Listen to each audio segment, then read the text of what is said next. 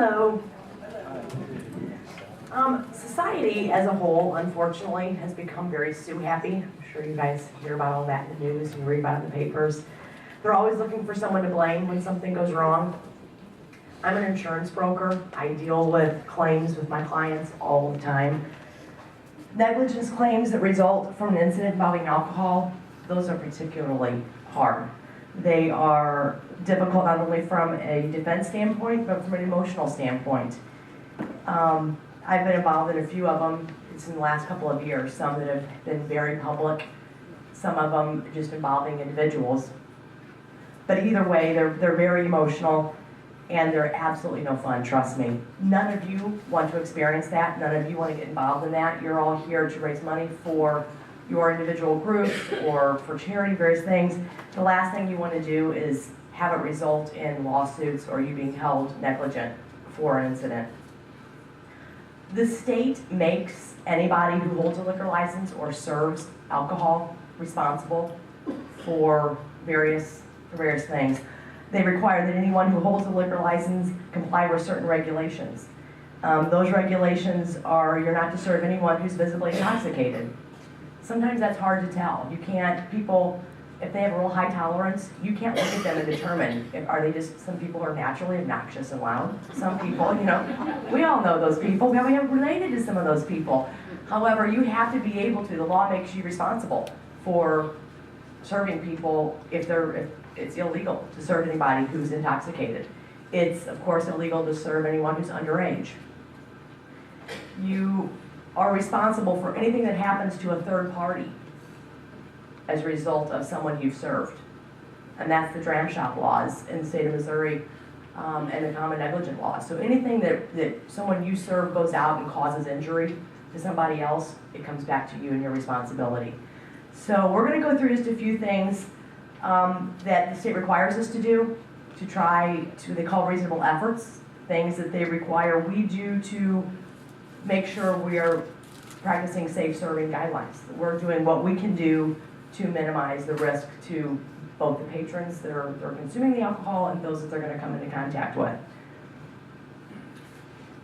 Some of the main things that they require is checking IDs, which I think you guys are going to be checking IDs for everyone. It's going to be anyone who purchases is going to be required to show proof of ID. This class is having this type of a training class. The state will require, or we'll look at that as a reasonable effort. Having the friends. A lot of people, they're going to be there with friends, with groups of friends at the event. A lot of times, a friend is going to be more of a help to you than even sometimes security. If you have two people in front of you and one of them maybe shouldn't have any more to drink, if you look at that person's friend and say, look, I don't want to have to get security involved. Can you get him out of here? I can't serve him anymore. The person who's had too much to drink, they are a lot of the times going to listen to that friend more than they're going to take that from you. They're going to be insulted that you would even suggest they've had too much to drink. So use the friends. Providing alternative transportation. Offer to get them a cab. Offer to call someone to come pick them up. Being able to refuse them a sale, that's also something the state looks at and accepts as a reasonable effort. Certain things that you can say in a situation if something does occur that, look, we've done this, we've done this, we've done this. The state can then say, you're not liable because you've done everything that you possibly could. Accidents are going to happen, but since you had reasonable efforts in place, that minimizes your liability.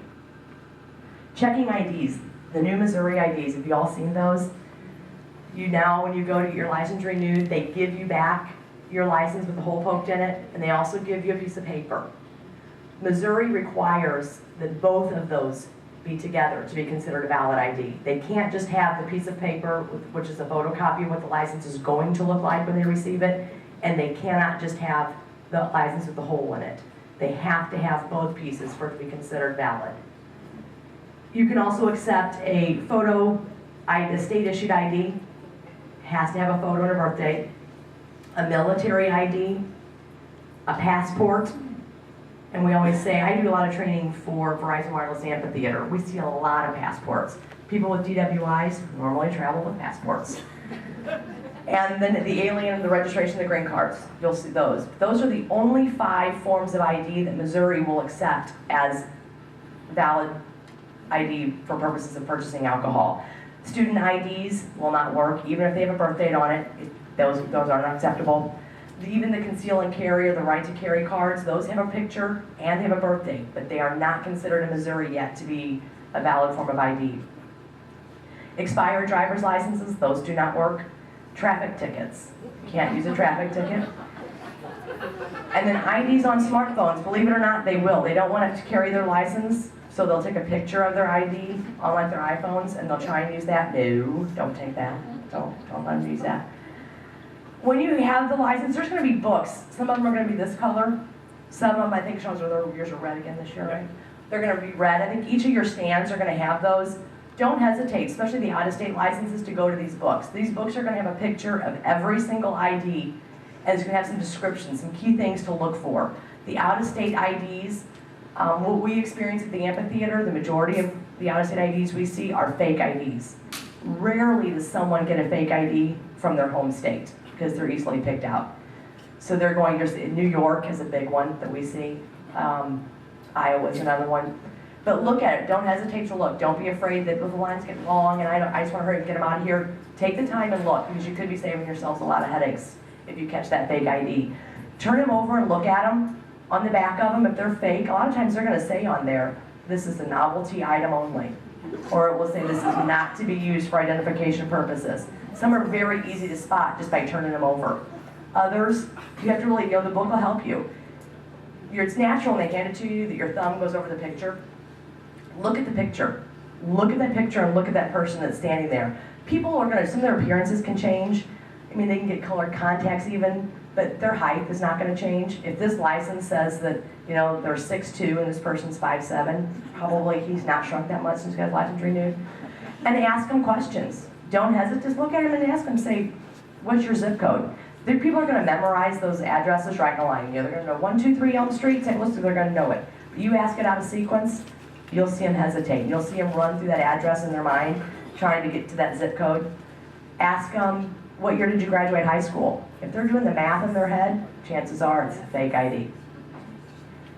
Ask them, what's your mother's maiden name? Nowhere on that driver's license is it ever going to say that, but they are not expecting that question. And that hesitation and that look in their face is a little panic, like, oh, that's the one thing I forgot to look at. It'll give it away. You'd be amazed, because they are so tense when they come up with a fake ID. They're going to look down, they're not really going to look at you, they're going to give it to you real quick, or they're going to be overexcited. They're going to be waiting, just can't wait to give it to you to show you their handiwork. But ask them questions. Look at it, feel it, make sure that, it looks legitimate. Make sure you don't feel anything that you tell, they're not laminated like they used to be, but some of them, the fake ones, they do. They'll re-laminate them thinking that you won't know the difference if it's an out-of-state ID. So don't hesitate to question it. Make sure too, I know again you guys are trying to work quickly and people are trying to get out of the lines. Don't let them just hand you their wallets. A lot of people they'll want it with their IDs. When you ask the wallet, they'll hand you the wallet. Make them remove that ID from their wallet. First of all, it kind of gives you a chance to look at them and see what their coordination's like. Are they having trouble getting it out? And I know that women's wallets, they're horrible trying to get the license out. But it gives you the chance to kind of look, are they getting frustrated easily? Is it all falling all over the place? Or are they able to really get it out? Second, people who do this often. They hand the wallet to you, you take it, you hand it back, and they say, where's my $20? I had 20 bucks in that wallet. Now you didn't steal their wallet for $20, they didn't have $20. But it's come down to that situation where now it's your word against theirs. So just eliminate that whole possibility, make them remove the ID and hand it to you. Plus then you can touch it and feel it, turn it over, look at it, and make sure that you feel that it's good. If you don't think it's a valid ID, the police officers will be there, right? They can always go get a police officer and have a police officer verify it and run it. Chances are they won't. We have that at the amphitheater. We'll say, well, go get that police officer over there, because we have places crawling with police officers. And one kid last week after said, okay. And he went over and got the police officer, and the police officer said, okay, but do you have any warrants out for your arrest? Because if I run you, and there's a warrant, I have to take you in. And the kid said, never mind, I'll have a Coke. So if you send them to get a police officer, chances are they are not going to come back to you as a police officer. But don't be afraid to refuse a sale. You have the right. The state of Missouri says you, as the server, have the right to refuse any sale for any reason. The one reason you don't want to use, someone's pregnant. It is not illegal for a pregnant woman to drink. Maybe it's a moral issue, but it's not a legal issue. Never refuse somebody alcohol service based on the fact that they're pregnant. And whatever you do, give them no medical advice or any type of what's going to happen if they drink that, because they are the first ones to sue. Those hormones go crazy. They sue. They sue for discrimination. Just serve them and wish them well if they come to your stand. Oh yeah, or if they're not pregnant, even worse, right? Just serve them all. Serve them all. Things that you can watch for, people who, some people have a very high tolerance for alcohol. You can't tell. I mean, they're professional drinkers. Probably won't see those as much as the art fair as you do out in the arena that we're in. But you'll have some that are really good at it. They can cover it, but they can only cover it for so long. They have the typical behaviors. They just may take a little longer for them to display them. The loss of inhibitions. They become talkative. They're loud. And again, there are some people who are just naturally talkative and naturally loud, but they're going to start talking in a way that, saying things that even they wouldn't say out loud normally. So watch for that. Watch for them swaying, foul language or overly friendly, leaning out when they come to your stand, if they're kind of leaning down across the table trying to get what they need, or fumbling with their change, or you tell them, you owe me $10, and then they're fumbling around their pockets trying to find their money. Those are all signs that probably someone's getting to the point where they need to be cut off. And that's a scary thing, I know. Cutting someone off it's scary the first couple of times. People normally, if you take the responsibility on yourself, will be a lot less combative. Don't look at them and say, I don't think so, pal, you look drunk enough, move on. That will surely just spark a fight. Just look at them and say, I'm sorry, I cannot legally serve you anymore. You can blame anybody you want. Tell them that the police are watching. Tell them that the alcohol control is on site. Tell them that, Clayton, people are walking around, whatever you need to tell them, but take the responsibility on yourself. They're a lot less likely to come back at you or to actually become combative. Look at their friends again, ask their friends to help out. Just look beyond them. If they're right in front of you and you decided you don't need any more, just tell them, I'm sorry, I cannot serve you I can't serve you another drink. We could lose our liquor license, we could be fined. Tell them, I'm not going to get fired from my volunteer job for serving you. And then just look at the next person in line. Just look around him and ask, can I help you? Normally, that will be enough that the person you've refused will leave, especially since there's more than one stand, because they're going to think, that's fine, I'll go to the next stand. And you can't help that. There's nothing you can do to control that. You just hope that the next stand they go to, they see the same things that you saw, and they also then refuse them the sale. And at some point, they're just going to wear out and pass out, and we'll get them when they clean the streets. Don't worry.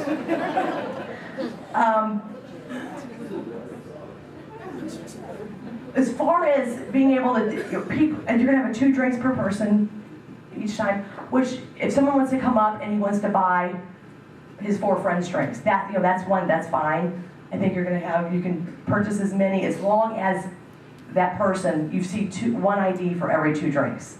So if someone comes up to you and they have just a little bit left in their cup, they make them finish it, pour it out, whatever, but make sure they're only leaving with 2 drinks per ID.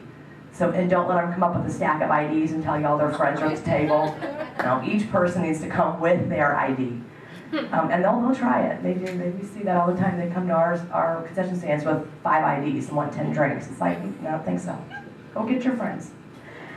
Alcohol typically is going to affect smaller people quicker. There's less body fat. There's not enough to be absorbed into. People with high body fat obviously are going to be affected more quickly. So just because someone's big doesn't necessarily mean if they're big and muscular, they're tolerant. They can have more alcohol. If there's a lot of body fat, it's going to affect them a lot more quicker. Women, of course, are generally affected by alcohol quicker than men. Gulping drinks, if they're drinking them real fast, if you see the same people coming back to your stand over and over, faster they drink, the faster the alcohol is going to take effect in their system. Carbonated mixers. A Jack and water is going to take a lot longer, not a lot longer, but it will take longer to get in their system than Jack and Coke. The carbonation and energy drinks only speeds up the effect of the alcohol. Drug use, of course, can cause various effects, whether it's prescription or illegal drugs. Either one can have effects. You're not going to know if people are taking drugs when they're in front of you, but just be aware of someone, if after you serve them or they act a little strange, it could be a reaction to medicine that they're taking. Food intake, of course, a full stomach is going to take the alcohol longer to absorb into their system. If someone is intoxicated, soda, coffee, none of that's really going to help sober them up. The only thing that sobers anybody up is time. Now you can get them sodas and water or whatever just to buy them some time to keep them from drinking, give them something else to do. But coffee or nothing is going to help get that alcohol out of their system. It's not going to speed up the time that it takes to process it. Are there any questions at all on IDs? Yeah. So is there a limit? You're looking at a person and you think that they're underage? If you think they're underage? I've never been ID, so I'm just wondering who gets ID. Everybody, and are you doing everybody every time?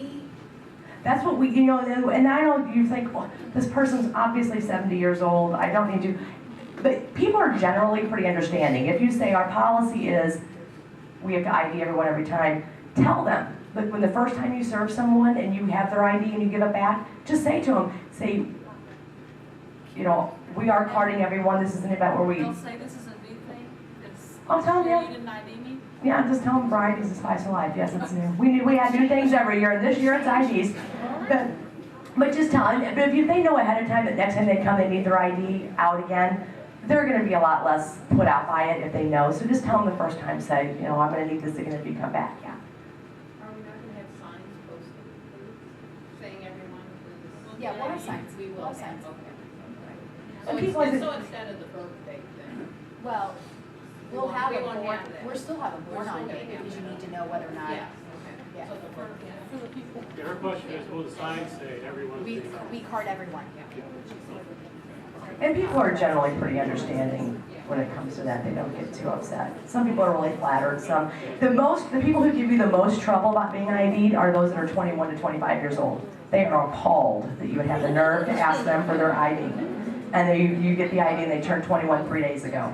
They are the worst. Any other? I didn't understand your initial statement about the new driver's license. I'm unfamiliar with that. The new driver's license, when you used to get your driver's license renewed, they would process it right there and give you your new driver's license. Now when you get it renewed, they are giving you that expired license back with a hole poked in it. And they're also giving you it's almost like a photocopy of what that license, the end license, will look like when you get it mailed to you from the state. You have to have both of those to be considered a valid ID now for the state of Missouri. Not just the expired and not just the piece of paper. Okay. Yeah. Aren't the new ones portrait now? Yes. Yes, they are. But you mean if that person has just renewed? Correct. Oh, yes. Correct. Right. Correct. Yeah. The new one, if they have their new license, that's fine. If it has the hole poked in it, they'll have to have that piece of paper that goes with it to make it the correct. Any other questions? And that's for Missouri. For Missouri, correct. It's not for Illinois. No, just Missouri. How many incidents do you expect to see of refusing people? How often does this come up? How many times do you have to call the cops? How many drugs do you have to turn away? Why don't we let the committees who oversee the booths comment? My name is Kim, and I'm one of the committee chairs for Wine Martini. So for those of you that will be working with us, you're going to see either Carla or Karen or Janice throughout the weekend. To answer your question, it doesn't happen a lot during this event, but when it happens, it's going to be obvious. For example, last year, Sunday morning, when we did Bloody Marys in our booth, we had one gentleman that was up the hill, down the hill, up the hill, down the hill getting drinks. We cut him off because it got to be, not only was it obvious that the walk down the hill was getting harder for him. I mean, he was friendly and very charming, and he wasn't belligerent. He was there to have a good time, the whole thing. But it got to be to a situation where he was going up with 2 drinks, coming down the hill, getting 2 more drinks, and we just said, sir, you know, we're glad that you're giving money to the art fair, and this is great, and we want your $5 per drink, and, you know, this is wonderful. But it seems to be getting harder and harder for you to make these round trips, so why don't we suggest you go into Starbucks and get some coffee so you can enjoy the rest of the day? And his response was, you know what, that's a really good idea, but here's $10, put it in the tip jar. So, yeah, so a lot of times what you're gonna get is people are there to enjoy the fair. They're not there to get carted off by the police. They're really not. Okay, I guess I'm thinking more of underage, bringing fake IDs. I don't. Underage people won't typically fight with you. No, Once they they know won't. that you're looking at their ID, a lot of times you're gonna grab it out of your hand and take off. Yeah. They're not gonna give you the chance. Yeah. Verizon, yes. Oh, yeah. Oh, yeah, it's a whole different clientele you're gonna be dealing with than what we deal Well, with you out have there. to keep in Completely. mind, here in Clayton, we're really close to WashU. Yeah. We are close to Oh, a yeah, lot I of know. colleges, and they will try you maybe once or Once. twice, Yeah. but that'll be it for the day. Mm-hmm. I would say, I've been doing this about 6-7 years, and I've only had maybe one incident where, you know, they didn't have, you know, where they were trying to use either a fake ID or they were not old enough. And she's correct. They try to give it to you quick, Yeah. and they don't want to take it out of the wallet, but you can just ask them to take it out. And sometimes they can't remember the birth date that they had given. And the other thing, Yeah, no, I work with WashU students. the other But they don't necessarily come to the art fair. The other thing I want you guys to keep in mind, when Jody was saying, look at their demeanor, look at the look on their face, if they're looking down, they're not looking. One thing with underage drinkers that I think all four of us have seen, if they walk up to your booth and they've got a pack of kids behind them that are just giggling, watching to see what's happening, chances are whoever's up there in front is the one with the fake ID. And all four of them in the back are not gonna try it again, none of them will, when they see that the person in front is getting nailed. So keep an eye on the person in front of you and keep an eye and see if they came with, you know, the Gilmore Girls behind them and they're back there giggling, trust me, whoever's in front of you has got the fake ID. It's a dead giveaway, yeah. Well, I don't know. You can, in the state of Missouri, you do have the right. You don't have to. If you're not comfortable doing that, you're not required to do so. But the state of Missouri does allow for you to confiscate the ID. One of the reasons we don't see a lot of incidents is because we're very, very thorough on carding and doing that. That's our goal. We want to have the safest event. We want people to know we card. We don't give 10 drinks per an ID.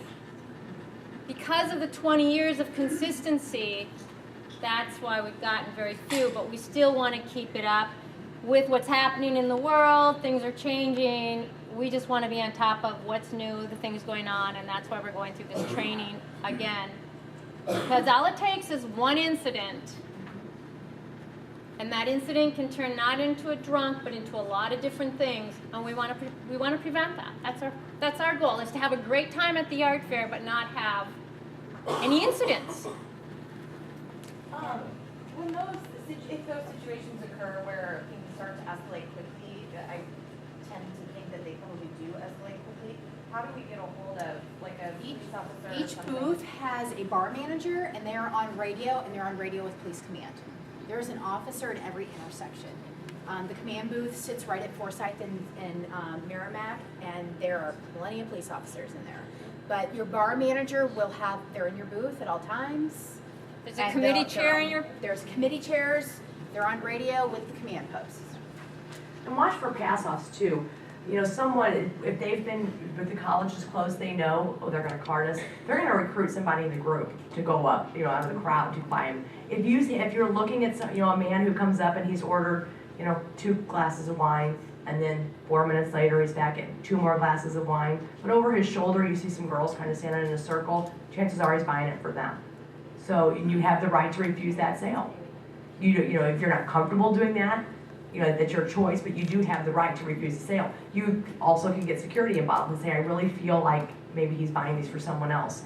And they're gonna watch because they don't want that happening either. So they'll watch and they'll take care of that, they'll intervene if they think that's what's happening. Can we do anything after the transactions happens? If if we realize, oh crap, you just gave it to that 15-year-old? You can tell the police or somebody to let them know that we just watched him pass that off. When he comes to your booth again, you can say, sir, I'm sorry. Again, you can say, I watched you pass it off. That could be combative, you could argue back. You could just refuse the sale. But probably best in that situation, you don't want to go out there and try and run interference because that's not safe. But have you know, you've got enough police officers or security around, have them intervene. Okay. Any other questions? Rarely do individuals get sued. I mean, we've never had anybody at the amphitheater, as far as a server individually gets sued. The amphitheater gets suits all the time. But know that it's legal in the state, But know that it's legal in the state of Missouri for the individual servers themselves to be held liable and to be sued. Unfortunately, alcohol is looked at as the root of all evil. So anything that happens, whether they trip, fall, anything, it goes back to it had to be too much alcohol. They served me too much. And the underage drinker kid will, to me, most likely bring it in from home without. They'll try. Sure, they tried to. So, absolutely. If they do get caught, I mean, they're not going to say, "Oh, so and so served me," or, oh no. You mean if they bring their own in? Like if they get drunk and they start causing trouble, but they brought their own in and we had nothing to do with it. I don't know. Can't necessarily prove that. Yeah, right. If they had the empty bottles still stuck in their boot, I mean, that'd be one thing. But chances are they're gonna come buy a soda and they're gonna hurry up and pour that, what they brought in, into a cup real quick and get rid of that bottle. So in case they do, because they obviously can't walk through the streets drinking out of it and they don't wanna get caught with it. So their best bet's quickly to come and buy a soda or ask you for a cup of ice or something like that so they have somewhere to pour that. Mm-hmm. Any other questions? Do we give them cups of ice? No, you don't. They have to buy a soda in order to get a cup of ice. You mentioned something about the gentleman in this Bloody Marys that is jar. I thought there were no tips. We don't have tip jars displayed. People do want, they sometimes just insist that you take this tip. It goes into the till. It does not go into your pocket. It goes back into the till and it gets, cash jar.